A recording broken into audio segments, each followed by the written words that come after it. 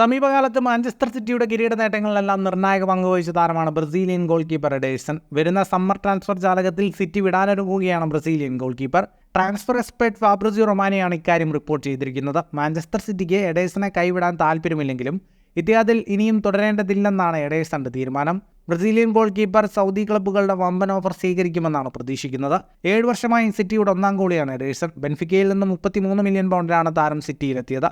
ഈ സീസണിൽ 33 മത്സരങ്ങളിൽ സ്റ്റാർട്ട് ചെയ്ത എഡേഴ്സൺ സിറ്റിയുടെ തുടർച്ചയായ 4ാം പ്രീമിയർ ലീഗ് കിരീട വിജയത്തിൽ നിർണായക പങ്കുവഹിച്ചു.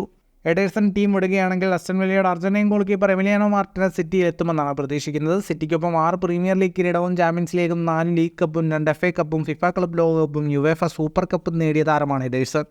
2026 വരെയാണ് എഡേഴ്സന് സിറ്റിയുമായി കരാറുള്ളത്.